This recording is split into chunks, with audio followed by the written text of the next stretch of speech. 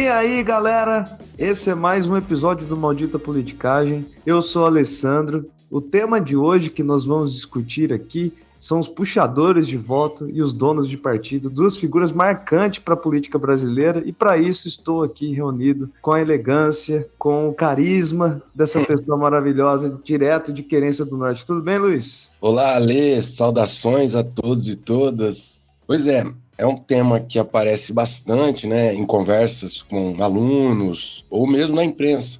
E para dar uma quebrada do episódio passado, que a gente tratou de um tema puxadaço, né, difícil, tenso, agora a gente pode explorar um pouco essas coisas, esse humor da política brasileira, que também tem consequências nada engraçadas, mas enfim. Tem uma imagem inicial, então, para a gente começar a nossa imaginação a fluir aqui, Luiz? Em 2009, um chefão de um partido político brasileiro, muito conhecido nacionalmente, fez um convite inusitado para um palhaço de circo, né?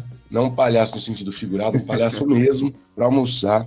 E chegou no almoço com aqueles papéis de dados de pesquisa e falou assim, ó, eu tenho uma pesquisa aqui que diz que você tem possibilidade de fazer até 1 milhão de votos para deputado federal. O palhaço, na ocasião, não acreditou e falou, você tá de sacanagem. E ele falou, não, sim, vamos lá. E aí o palhaço acabou aceitando o convite de concorrer a deputado federal. Vocês já devem estar sabendo quem que é, foi o Tiririca, grande personagem dos anos 90. Tinha aquela música Florentina, lembra? Florentina, Florentina, Florentina de Jesus. Não sei se tu me ama, só sei que me seduz. E aí, gostaram? Coisa maravilhosa. E aí ele, de fato, foi candidato, foi um fato muito, muito chamativo, né? Deu uma polêmica na época. Como assim um cara desse candidato? Eu lembro até que teve um artigo do nosso professor que a gente entrevistou aqui recentemente, o Adriano Codato, ele fez um artigo de opinião e deu um título muito bom que chamava Tiririca e Outras Pragas, porque de resto, Tiririca também é o nome de um mato que nasce no jardim, nasce nas plantações, enfim. E aí o Adriano criticava ali o elitismo das pessoas que não aceitavam um candidato daquele perfil. E aí a gente vai explorar um pouco essa questão do Adriano e a questão do elitismo para abordar as consequências que um candidato e um deputado como o Tiririca tem para o sistema político, para a representação política como um todo, beleza? Beleza, Luiz. Então, o nosso episódio hoje está um pouco anarquizado aqui no ponto de vista da sua estrutura. A gente vai se aprofundar, na verdade, na história de alguns indivíduos, de alguns atores aqui da política brasileira, mas no primeiro bloco a gente vai discutir um pouco sobre esse conceito, ou essa ideia, na verdade não é um conceito acadêmico, de dono de partido. No segundo bloco a gente vai para os puxadores de voto, e o de sempre também, né? Os quadros de sempre. Hoje, Luiz, eu preparei uma luta de gostos daquela para você, para a gente encerrar o nosso episódio. Então, pessoal, continue com a gente.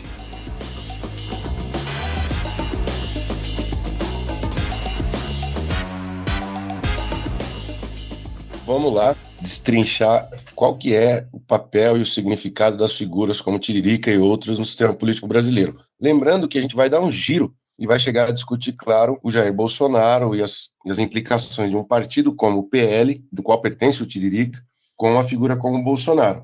Lembrando que isso foi uma sugestão de um ouvinte, né, o Augusto Dotto, que sugeriu a gente discutir o retorno do Bolsonaro dentro do PL e assim por diante. E a partir disso a gente puxou esse fio da história do partido e do Tiririca, certo? E o Alessandro deu um nome aqui, donos do partido, Alessandro. O que você inventou com essa expressão aqui? Não fui eu que inventei, não. Eu vi várias matérias jornalísticas falando sobre donos de partido, né? É a ideia que tem um tipo de indivíduo que controla os partidos políticos no Brasil, né? Que é a grande figura na organização, na escolha do candidato, na formação de estratégia, especialmente dos partidos que não são muito estruturados, né? Que não tem uma base social muito bem definida, muito bem consolidada. Principalmente, né? Tem alguns exemplos que são claros, né? O Luciano Bivar, que sempre foi o presidente do PSL, o Roberto Jefferson, o Emael, né? Da Democracia Cristã. Então, esses caras, de alguma forma, eles decidem, eles dão as cartas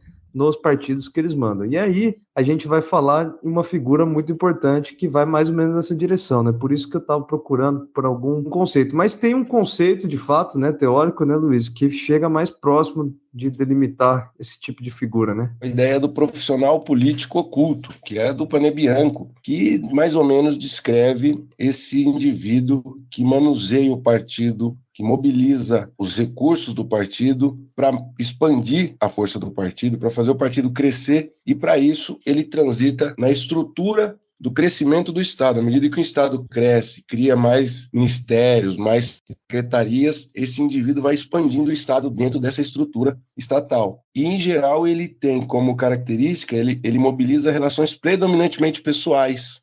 E esse tipo de estratégia, esse tipo de jogo, é muito bem feito pelo Valdemar da Costa Neto, que é o chefão do PL, do Partido Liberal. Aliás, Luiz, eu estava procurando, você sabia que o Carlos Lupe já está há 20 anos quase na presidência do PDT? Ele é justamente sucessor do Leonel Brizola, quase. Não sabia, interessante. E o Valdemar está há 23 anos na presidência do PL, parecido, né? Embora o PDT tenha um programa diferente, né? A gente sabe que o PDT tem um histórico de centro-esquerda ligado ao trabalhismo, o tipo de liderança parece semelhante, né? Com uma longevidade desse tamanho, né? Pois é. Então vamos ao começo da vida desse cidadão que a gente vai se aprofundar na biografia. Acho que é a primeira vez que a gente entra com tamanha profundidade na biografia de um político, o senhor Valdemar Costa Neto, que não era assim que ele era conhecido no começo dessa história, né? Não. Aliás, o senhor Valdemar é aquele técnico do Flamengo, né? Que o Flamengo escalou.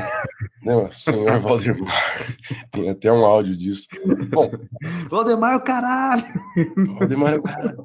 Bom, o nosso senhor Valdemar, que não é o do Flamengo, mas é o do PL, ele é filho de um político, o Valdemar Filho, que foi prefeito de Mogi das Cruzes, em São Paulo, por 4 mandatos na época da ditadura militar. Era daquele tipo de figura política municipal fortemente integrada à estrutura de dominação criada pelos militares, né? Era ligado à arena, recebia privilégios em recursos públicos do regime militar, e, no caso de São Paulo, o grande líder da Arena era o Maluf. Então, o Valdemar Filho, ele era ligado à Arena e ao Maluf, o grande político conservador de direita lá de São Paulo nos anos 70 e 80, né? E aí, o Valdemar Neto começou a vida, embora tenha feito faculdade de administração, ele nunca trabalhou com isso, e começou a vida no gabinete do pai, chefe do gabinete do pai, da prefeitura de Mogi das Cruzes, em 1977, portanto, com 28 anos. Em seguida, já ele assumiu a Secretaria de Obras, Viação e Serviços Urbanos de Mogi, e dali ele partiu para o primeiro cargo estadual, que foi ser diretor da Companhia de Docas do Estado de São Paulo, ainda no arranjo político durante a ditadura militar. Ô Luiz, o pai do Valdemar da Costa Neto, né? O Valdemar Filho, né? O Valdemar, né? Ele escreve com W, né? O nome dele. Ele era um dos melhores amigos do Maluf, né? Eu vi uma declaração do Maluf falando que ele era uma pessoa íntegra, uma pessoa das mais importantes da história do município, etc. Bom, mas se bem que é difícil saber quando o Maluf estava falando realmente algo que vem do coração dele, né? Mas o que é importante dessa trajetória aqui é que a vida desses políticos ela está intrinsecamente ligada ao ocupar espaço em cargos burocráticos, em cargos na estrutura de poder municipal e estadual. Dali que eles traçam a sua carreira política maior. Então, o trampolim é a burocracia de cargos de nomeação, muito ligados a esses grupos políticos fechados, né? Como o grupo do Maluf, enfim. O filho do Montoro também começou na burocracia econômica, é outro exemplo dessa mesma geração aí. Mas o filho do Montoro tinha especialidade acadêmica? Ele era economista. Então tinha alguma aderência, pelo menos, né? O Valdemarzinho aqui era administrador. Então, aí eles concorrem a um cargo público pela primeira vez em 1990, deputado federal, e se elege. E daí ele nunca mais deixa de concorrer ao cargo de deputado federal. A partir do governo Fernando Henrique, ele se colocou na oposição ao governo, e isso rendeu a ele as credenciais para negociar a vice-candidatura do Lula em 2002. De fato, ele conseguiu articular e emplacou o José Alencar, que é aquele empresário mineiro famoso, da carta aos brasileiros que o Lula fez lá em 2002 para tentar demonstrar que o Lula era um candidato moderado. E essa relação, essa enfim, a presença do José Alencar no governo Lula rendeu ao PL do Valdemar o Ministério dos Transportes e desde então o PL ficou com o Ministério dos Transportes, ficou de 2003 a 2018. Pô, é tempo pra caramba.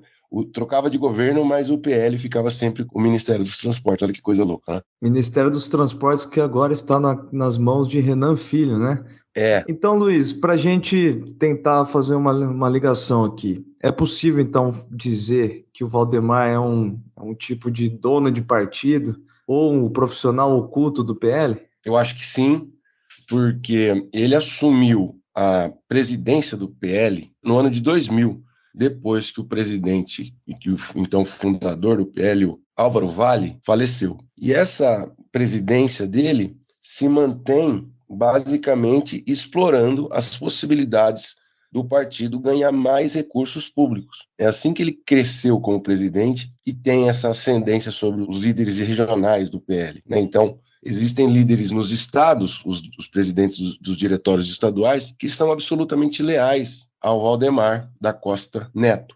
E isso se dá pelo trânsito dele nos ministérios, a capacidade que ele tem de articular coligações e chapas estaduais e, segundo consta, a capacidade de honrar a palavra, que ele é muito leal com quem é leal com ele. E essa é uma das características do profissional oculto, entendeu?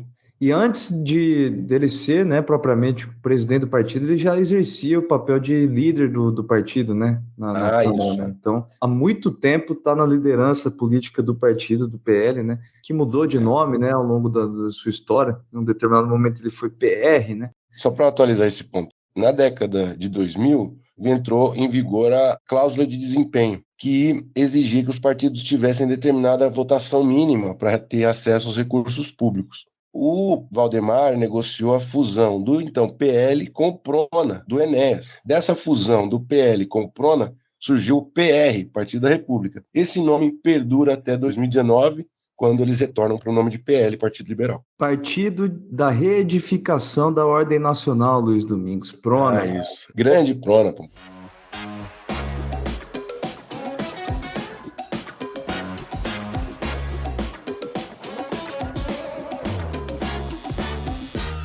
Depois dessa pequena biografia do Valdemar e do PL, conta o que é o tal do puxador de voto que vai poder ligar com o negócio do Tiririca lá. A ideia é que tem um tipo de político, né, um tipo de candidato que é muito famoso e que consegue atingir, né, muito mais votos do que ele precisava para se eleger. Então, o restante desses votos, né, acaba elegendo outros candidatos do partido, né? Então, para isso, para ficar um pouco mais didática a explicação, nós temos na Câmara dos Deputados, né, um quociente eleitoral, né, que é nada mais que a divisão de votos válidos pelo número de cadeiras, né? A gente fazer uma fração ali pelo número de cadeiras, nós temos esse quociente, que é o número que é necessário para que um partido consiga eleger um candidato, né?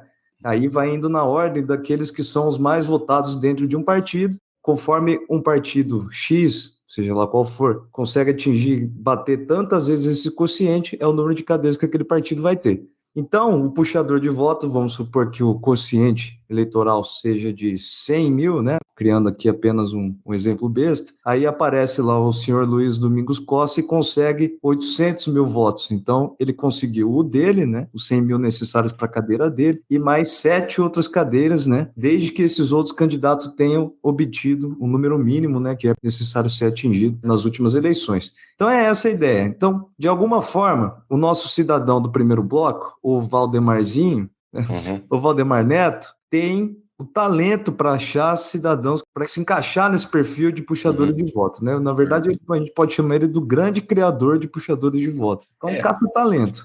Na verdade, você vai falar isso mais adiante, mas quem talvez tenha sacado isso foi o Enéas Carneiro, um candidato que foi deputado por São Paulo e puxou gente pra caramba, acho que em 2006 ou 2002, não me lembro. Mas o Valdemar, o Valdeco, o nosso Valdeco, foi ele que transformou isso numa tática muito mais organizada dentro do partido dele. E parece que ao longo do tempo ele estruturou uma série de candidaturas no PL para que esses candidatos fossem puxando outros. Então essa é a relação entre a candidatura do Tiririca em 2010 e o Valdeco. Por quê? Porque o Valdeco foi almoçar com o Tiririca e convidou um cara que era famoso no Brasil porque cantava Florentina, Florentina de Jesus. E isso deu certo, a votação foi estrondosa. O Tiririca fez 1.500.000 votos, 1.300.000 votos e puxou mais 3 candidatos com ele. Então, alguém um dia vai ter que fazer uma super entrevista, uma biografia com o Valdemar Costa Neto para ele dizer qual era o critério que ele tinha. Porque vamos lá, Luiz, o Tem Tabela de hoje, eu fiquei atento com os 5 deputados federais da nossa história que tiveram o maior número de votos. Uhum. Veja só, 4 deles têm a história, pelo menos, muito atrelada com o Valdemar Costa Neto ali em suas candidaturas. Uhum. O mais votado sabe quem é, né? Eu acho que todo mundo se lembra quem é. O Eduardo Bolsonaro, do PL, né? Que ganhou 1,8 milhões de votos, né? Um pouco mais que isso. Uhum. O segundo mais votado que o Luiz falou, o Enéas, né? Que o Prona tinha acabado de se unir, ou estava prestes a se unir com o PR no período. O Enéas Carneiro. Então, meu nome é Enéas! Ganhou mais 1,5 milhão de votos. O terceiro, que o Luiz particularmente gosta muito, segue com muita febre as suas redes sociais, o nosso querido Nicolas Ferreira. O quarto, Celso Russomano, esse é o único que não tem, a princípio, nada a ver ali com o Valdemar Costa Neto. O Nicolas Ferreira também era do PL, né? E o Tiririca completa a lista aqui com 1,3 milhões de votos também pelo PL. Então, o cara é um verdadeiro olheiro da política, né? Uma coisa curiosa que se desse para entrevistá-lo, perguntar se você trocou alguma ideia com o Enéas sobre isso, porque o Enéas cacifou o nome dele como candidato a presidente, com esse slogan, que era tosquíssimo, né? Meu nome é Enéas. 56. E, entre outras coisas, defendia um nacionalismo, assim, meu Deus, muito Guerra Fria, né? Tipo, bomba atômica, não sei o quê, coisa de menor sentido. E eles fundiram o partido juntos, né? Em 2006, o PL com o Prona. Então deve ser interessante se esse feeling do Valdemar foi aprendido com o Enéas, enfim, de onde que ele tirou isso. Mas, de fato, ele tinha o dedo, né? Ele falava, esse cara é um bom candidato para puxar voto. Porque ele foi caçar o Tiririca, por exemplo. E depois eles convidaram o Clodovil Hernandes, que era um apresentador de programa, né? Tem gente que deve se lembrar, mas ele já faleceu e era muito famoso, né, por esses programas da tarde, e foi eleito deputado federal com uma votação gigante em 2006 pelo PTC. E aí o PR, já era PR, o PL, PR aqui são nomes que se referem ao mesmo partido, né? Convida o Clodovil para integrar o partido, dizendo exatamente que eles precisavam de um cara com esse tanto de votos, não importando o fato dele ser gay. Porque tinha gente que falava, não, mas a gente é um partido conservador, vai ter gay. Não, os caras falavam, não importa, o que importa é que ele tem muito voto. Então essa lógica foi sendo talhada ao longo do tempo dentro do PR a partir desse período aí. Mas é engraçado isso, né, cara? Como é que da onde ele tira o feeling de que não, eu vou atrás do Tiririca, eu vou atrás do Clodovil, ou ele deve ter uma super equipe que consegue fazer pesquisas super eficientes de quem poderia ser os candidatos, ou ele realmente tem um feeling pessoal para isso. Talvez eles tenham pesquisa, né, de pesquisa qualitativa que possa explorar figuras desse tipo. Eu não duvido, porque diz que ele é um estrategista muito bem preparado, né, o Valdeco. Mas veja só como é que ele investia mesmo. Quando ele convida o Tiririca, ele deu o número 2222. E para quem estuda partidos políticos sabe que esses números, por exemplo, no caso do PMDB, 1515, né, qualquer partido aí, 55, você vai, o candidato a deputado que tem 4 vezes o 5, 5, 5, 5, 5, esses números são muito favoráveis para os candidatos. Os candidatos se estapeiam por causa desses números mais fáceis, né? E aí o Valdemar foi lá e entregou o número 2222 para o Tiririca e deu 500 mil para ele fazer a campanha. E aí trouxeram lá uns jingles que o Tiririca não gostou. O Tiririca pegou 2 amigos dele que trabalhavam na Praça Nossa e falou, preparem meus jingles aí. E foi quando começou a pipocar aqueles jingles de campanha do Tiririca, que ele falava, vote em mim, pior do que tá não fica, lembra? E tinha muitos outros. Eles fizeram mais de 50 peças publicitárias. O Tiririca, 2 caras da Praça Nossa, e o dinheiro do PR, do Valdemar, 500 conto. O Tiririca, de fato, explodiu, teve uma votação de 1,3 milhões, e, segundo consta, segundo os comentários da época, eram 2 tipos de voto do Tiririca. O voto de protesto, de quem achava que o sistema era uma piada, era uma sacanagem, portanto um palhaço fazia justiça a esse sistema, né? E o voto de identificação, com o perfil dele, que era um palhaço vindo do Nordeste, e assim por diante, um cara que não pertencia às elites. Esses 2 votos foram que deram a explosão do Tiririca. E aí tem um históricozinho da votação dele ali, né? Em 2010, 1,3 milhões. Em 2014, 1 milhão, arredondando. 2018, 453 mil votos, caindo. Em 2022, só 71 mil votos. E ele só foi eleito agora, o 4º mandato, porque ele foi puxado por outros. Então, a história do Tiririca nas eleições é de puxador a puxado. Luiz, eu não me lembro, confesso, da senhorita Kátia Sostre que você colocou no nosso roteiro aqui. Eu estava procurando sobre o Valdemar, e aí esse é outro caso de que ele escolheu uma candidata a dedo. Essa senhora, Kátia Sostre, ela era uma policial militar e estava levando o filho dela na escola em alguma cidade que Suzano, de São Paulo, e na hora que ela estava chegando na escola, tinha um assaltante agindo com a mão armada. Ela sacou a pistola e matou o cara na hora, entendeu? Ela virou uma celebridade em São Paulo. Até o ex-governador, aquele cara do PSB, que foi candidato ao Senado e perdeu agora, o Márcio França homenageou ela. Ela ficou uma celebridade, aparecia nos programas televisivos de São Paulo, na Band. E aí o Valdemar foi lá e convidou ela para ser candidata. Pimba! Ela teve votos em 642 municípios do estado de São Paulo, alcançou quase 300 mil votos. Então ele começou a rolar essa estratégia muito e ia dando certo. No final das contas, por que ele fazia isso? Porque quando o partido elege esses candidatos, vai aumentando o fundo partidário que ele controla, que quem controla é o Valdemar. Então, na verdade, ele aumentando a votação do partido, ele ganha mais grana. Ô Luiz, então nós estamos traçando, né, até aqui, a gente mostrou como o Valdemar é uma figura central para entender a lógica do PL, né? Hoje, o maior partido, né, que tem maior representação. A gente viu vários dos talentos bem-sucedidos que o Valdemar conseguiu pensar na cultura brasileira, digamos assim, né? no vasto leque de opções que nós temos, mas o fato é que essa estratégia dele, ultimamente, não tem sido só como uma forma de manter a força do PL no ponto de vista do seu partido ali, mas também como eles tomaram a dianteira dessa coisa, né? Recentemente, se associando com o Jair Bolsonaro.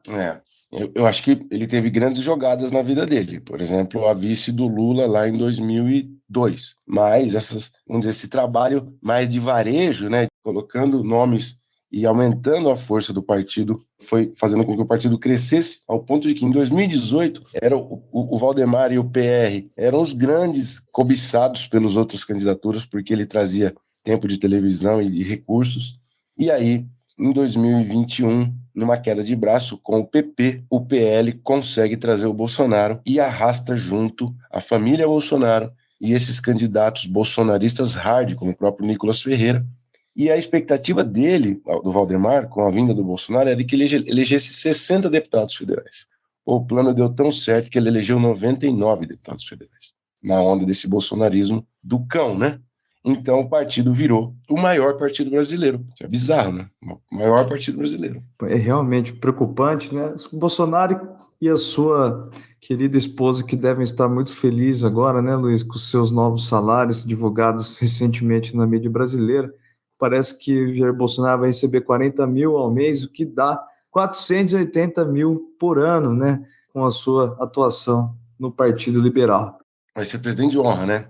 E a Michele, presidente do PL Mulher, já foi até nomeada, teve um evento tosco, hein? Meu Deus, porque era um evento do PL Mulher, tinham 5 pessoas no palco, 3 homens e 2 mulheres. E é dessas coisas que esse partido se alimenta, né? Desse tipo de tosquice, mas ela vai receber um salário de 33, vai dar 996 mil por ano. O total do casal, marido e mulher, vão custar 870 mil reais por ano para o PL. Aí você fala, caramba, é muito dinheiro. Mas o partido está nadando em dinheiro, pô. O partido está nadando. A expectativa, segundo um apurado pela Folha de São Paulo, é que o PL receba do fundo partidário esse ano 200 milhões de reais. Então, 870 mil é troco de pinga para o Valdemar. Valdemar da Costa Neto, então, esse grande ponto. Luiz, você falou sobre um indivíduo ao longo da nossa conversa que me chama a atenção. Então, vou fazer um parênteses aqui, antes de ir para o nosso quebra-pau, pode ser? Sim. Como é que o Enéas deixou, né? Foi transformado de um maluco que fala da bomba atômica, que grita na televisão, e se tornou um gênio. Quem foi o cidadão que conseguiu fazer essa transformação da figura, da memória do Enéas para o mundo atual? Hoje as pessoas, eu fico vendo, foram várias ocasiões que em sala de aula os alunos vêm, tudo bem, né? Os alunos podem perguntar, mas o que é interessante é que os alunos vêm e perguntam, e o Enéas era inteligente pra caramba, né, professor?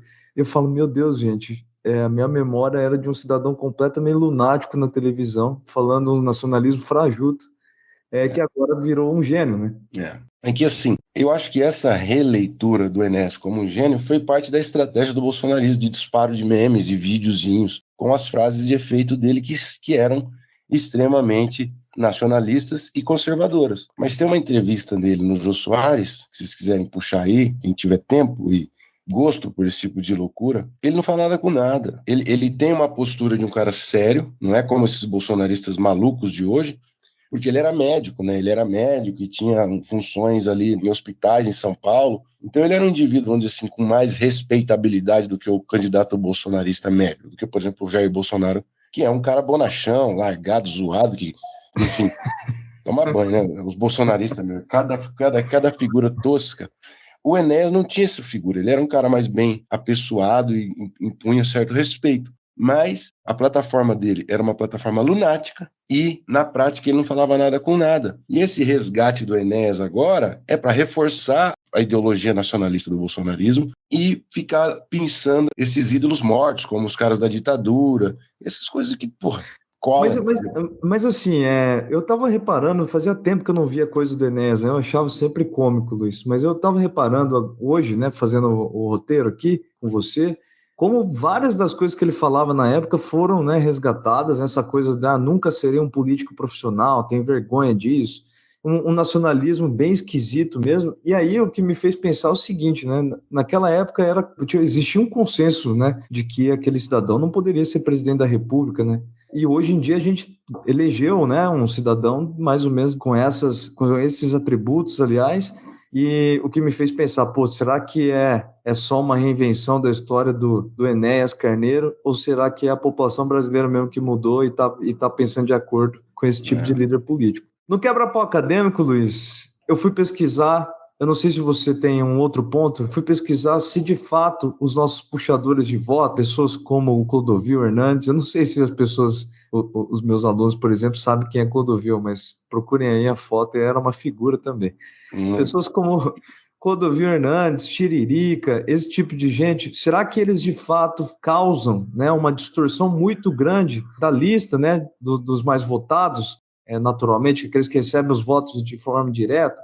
Então, segundo o nosso colega, né, Márcio Carlomagno, né, que estudou com a gente na Federal do Paraná, ele fala que, na verdade, né, analisando as eleições de deputados e de vereadores, existe apenas uma margem que varia entre 8% a 13% dos eleitos que estariam fora da lista final dos eleitos, né? Ou seja, estaria fora daquele ranking dos mais eleitos diretamente pela população. Então, existe uma distorção, existe, mas ela não é tão grande. Significa, no argumento do Carlomagno aqui, que entre 8% e 13% dos candidatos se elegem sendo puxados, portanto, uma minoria. Esse é o ponto, né? Isso, exatamente. Então não é uma distorção muito grande, mas a gente falou aqui, inclusive, né, do caso do Tiririca, que foi eleito, reeleito, recebendo votos de outros indivíduos, outros candidatos do seu próprio partido. Por um lado, quando o Tiririca foi candidato, havia uma reação elitista, de que o Tiririca não podia ser deputado, um indivíduo que debochava da política, enfim, uma reação dos ricos falando, como assim esse cara ser deputado? Na imprensa e tal. Por outro lado, uma outra visão extremamente condescendente falava, não, isso aí não faz mal nenhum, porque até aproxima o eleitor do candidato ou populariza o parlamento. Eu acho que entre essas duas visões, o problema não é o Tiririca. O problema contra essas duas visões é que ela vai alimentando um tipo de partido que não tinha agenda, entende? O Valdemar não tinha um programa que ele seguia. O negócio dele era ser governo, pô. E ao longo do tempo, o crescimento desse partido, até nesse encontro fatídico e trágico com o bolsonarismo, permite que um candidato abertamente autoritário tenha um partido com grana. Então, o Bolsonaro usa da grana do sistema, que é do partido, para deslegitimar o sistema. A história do PL é uma história que mostra a perversidade dessas engrenagens políticas brasileiras e que faz com que o Bolsonaro, a família Bolsonaro, os candidatos bolsonaristas disponham de uma grana fodida para arrebentar com a democracia brasileira. Mas o problema é a grana, né? A gente já falou várias vezes, né? O volume de dinheiro é muito grande, de fato, e deveria ser revisto. Mas o problema, além da grana, é a falta de punição, né? Contra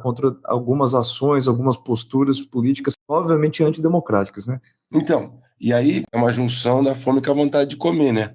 Porque o Bolsonaro usa de um partido grande para deslegitimar o sistema e o Valdemar usa do Bolsonaro como garoto propaganda. Ele tem 300 prefeitos, ele pretende dobrar para 600. E prefeitos são os grandes cabos eleitorais para deputado daqui 4 anos. Então o Bolsonaro usa da grana para as mordomias dele de ex-presidente e o Valdemar usa do Bolsonaro para fazer o partido crescer mais ainda. Entende? Essa é uma bola de neve destrutiva, pô.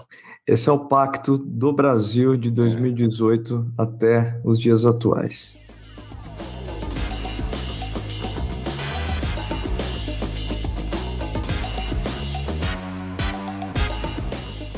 Dominguinho, então chegou a hora. Fiquei sabendo que a nossa história hoje está um pouco mais próxima de Querência, verdade? Aconteceu em Querência? Em parte, porque essa história, eu vou falar, eu acho ela boa demais. O pai de um dos moradores da República foi presidente nacional do PR, numa das vezes que o Valdemar da Costa Neto teve que se afastar por conta dos escândalos de corrupção. Ali em 2006, logo na crise nas denúncias do Mensalão. Ele se afastou temporariamente da presidência do partido. O Valdemar se afastou, o Roberto Jefferson apareceu com o olho roxo, falou que caiu um armário na cara dele, né? Então, foi bem nessa época aí que tava um rolo danado, escândalo atrás de escândalo. Aí o Valdemar, ele fez isso em outras vezes, né? Ele se afasta, mas continua controlando o partido. Inclusive, ele foi preso entre 2012 e 2013, ele ficou um pouco preso, poucos meses, e ele controlava o partido de dentro da cadeia. Então, ele é esse chefe mesmo, assim. Ele nunca teve ninguém para rivalizar o controle do PL ao longo de 23 anos. Mas o presidente tampão desse primeiro afastamento do Valdemar era pai de um cara da República, que não era daqui. E aí esse pai veio uma vez e ficou hospedado no Hotel Bourbon, pô, chique pra cacete, pra quem conhece em Curitiba. Eu acho que uns 2 principais hotéis da cidade, 3, não sei. Deve ter uma diária ali de muitos R$1.000. O fato é que uma vez esse pai do rapaz falou assim, ó, eu quero levar os meninos da República para jantar. Aí a galera falou, puta que eu pariu, aí tirar a barriga da miséria, nossa, tiramos na Mega Sena, né? Até arrumamos uma camiseta um pouco melhor. E aí, chegando na hora, ele falou, não, mas eu não quero levar vocês num restaurante tradicional, chique, eu quero levar vocês numa coisa mais barata. A galera ficou assim, pô, como assim, coisa mais barata? Total. Pô, cara, tá de palhaçada, só no Bourbon, porra. Aí ele acabou levando a gente pra comer no Costelão 24 horas, cara. Foi uma frustração do cacete, cara. Filha da puta, pô. Aí o PL pagou um jantar no Costelão pra geral da República. Mas um outro cara que morava, vou falar, o Lucas, que morava lá na República, ele ficou costeando o alambrado desse cara que morava na República para conviver mais com o presidente do PL, eis que ele conseguiu jantar ou almoçar lá no restaurante chique do Bourbon. Então o Lucas não desistiu nunca e conseguiu que o PL pagasse uma janta fina para ele, e nós outros, os demais, tivemos que nos contentar com o Costelão 24 horas, que para quem sabe é uma comida, enfim, muito trivial. Luiz, a maldição, então, dessa vez vai ser bem básica aqui. Você acha que puxadores de votos são uma maldição ou não? Eu acho que... Tá japonês. O que você acha? Eu acho que não, na verdade, né? Eu também acho que não. Eu acho que é importante os partidos terem esse tipo de reserva de voto e conseguir deslocar isso para outras pessoas. Se o Valdemar tem talento de achar esses malucos e colocar na política, e se isso causa problemas para a política brasileira, o problema é de quem vota também, né? Então é sempre uma coisa a ser ressaltada, né? Ele consegue emplacar esses caras todos. Eu acho que não é o principal problema, tem problemas piores, mas ele compõe um quadro que, no agregado, desprestigia e enfraquece muito a legitimidade do sistema político. Porque, veja, é que ninguém vai atrás de saber o que o Tiririca faz. Mas se vocês forem, tem um perfil longo dele na Piauí, que a vida dele é jogar videogame. Ele não tá nem aí pro mandato dele. Ele ganha uma vida de mordomias também. E assim, eu não sou contra que deputado ganhe bem, que tem assessor e tudo, mas o Tiririca colocou os caras da Praça é Nossa como assessores dele. O que esses caras fazem lá? Entende? Então isso enfraquece a representação política. Podia ter um deputado representando melhor os seus eleitores, né? Então acho que na prática, essas brechas do nosso sistema eleitoral, que aliás tem um episódio sobre isso, lá, as eleições e sistema político no Brasil, se vocês quiserem a gente explica outros elementos desse sistema. Mas na prática, nessas frestas, o sistema vai corroendo a legitimidade democrática e hoje é isso que tá posto com o bolsonarismo. Quer dizer, não existe uma relação de causa e efeito entre o Tiririca e o bolsonarismo, certo? Ou os puxadores do bolsonarismo. O bolsonarismo é um fenômeno muito mais amplo do que esse. Mas essas brechas podem ir corroendo a legitimidade do sistema até que surjam candidatos falando, o sistema é corrupto, o sistema não presta, então, pá, uma ditadura, entendeu? Essa é a relação, não sei se ficou claro. Eu lembrei de um exemplo que foi bom, né? O Tiririca, como a gente falou no segundo bloco, ele foi puxado, né, por deputados que ganham, como o Eduardo Bolsonaro, né? Uhum. Sabe quem ficou de fora nessa? Quem? O José Serra. Imagina o José Serra receber a notícia que ele ficou de fora porque foi puxar o voto e o Tiririca passou ele. Caramba, eu não sabia dessa, é verdade? O Serra perdeu a cadeira pro Tiririca? Eu não sei se foi diretamente ele, mas um dos que perderam cadeira pelos puxadores de voto foi o José Serra em São Paulo. Cacete, puta que... Bom, é claro, a gente pode não gostar da plataforma do Serra e das sacanagens históricas que ele fez, mas ele seria um deputado muito mais efetivo que o Tiririca, né? Pois é. Luiz, então é o seguinte, ó. Essa daqui eu confesso que eu gostei da criatividade por trás do processo criativo. Você gostava, primeiro de tudo, você gostava de Praça é Nossa? Rapaz, eu acho que eu assisti quando eu era moleque, né? Todo mundo assistia. A tosqueira demais aquilo, né? Mas ainda tem a Praça é Nossa? Acho que deve ter, sim. Acho que tem, sim. Tem, deve ter. Mas eu assisti sim, pô, assistia. Então, nossa luta de gostos hoje é o seguinte: qual é o seu personagem favorito da Praça é Nossa? Nossa, caramba, e agora para puxar aqui? Cara, eu acho que o Nércio da Capitinga. Não, o Porque o Nerson Nércio da não é da escolinha do professor ele Raimundo? foi das duas, porque eu tenho um conhecimento, tem que revelar que eu gosto do Nércio, então eu acompanho a trajetória dele. Ele foi para a escolinha do professor Raimundo, para Globo, mas ele começou na Praça é Nossa, lá no SBT, pô. Eu gosto do Nércio. Ele é o melhor personagem.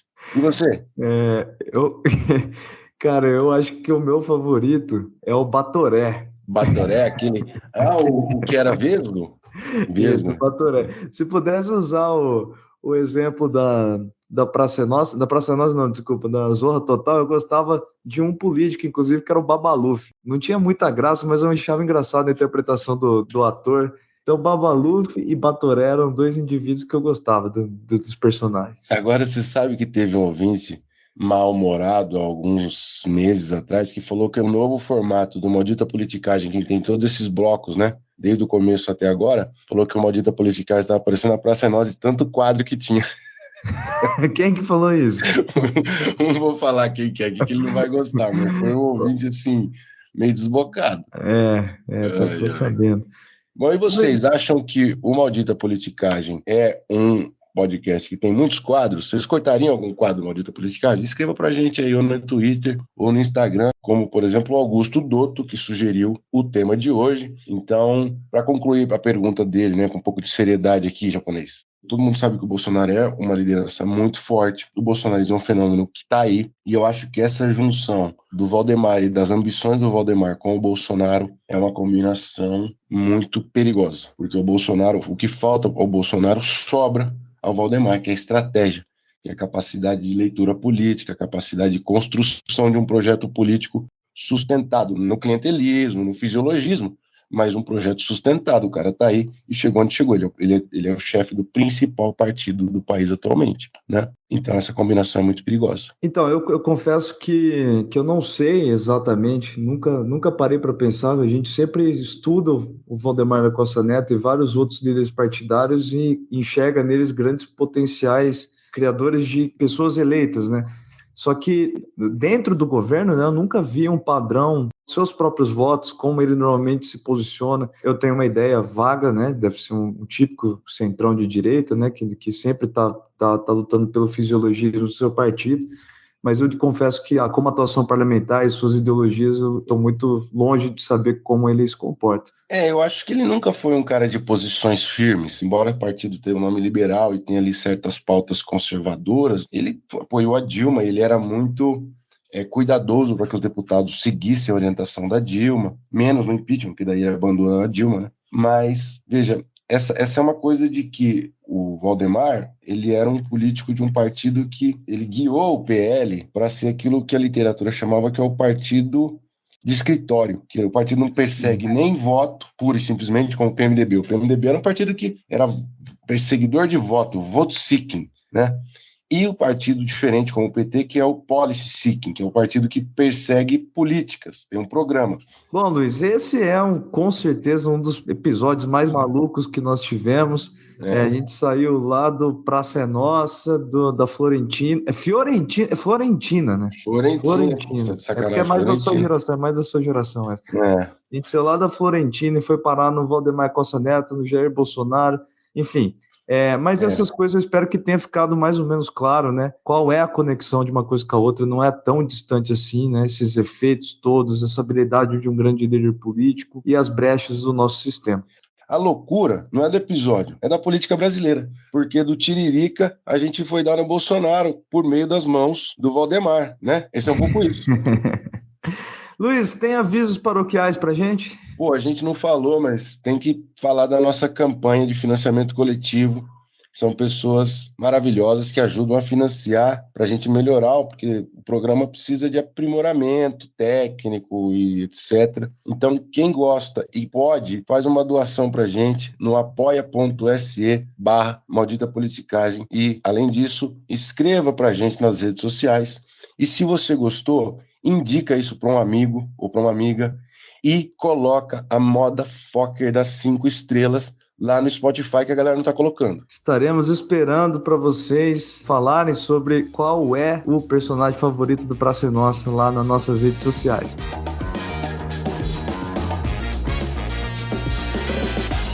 O Maldita Politicagem tem roteiro e produção de Luiz Domingos Costa e Alessandro Tokumoto, edição de áudio de Matheus Bittencourt, finalização de áudio e identidade visual de Fábio Tokumoto.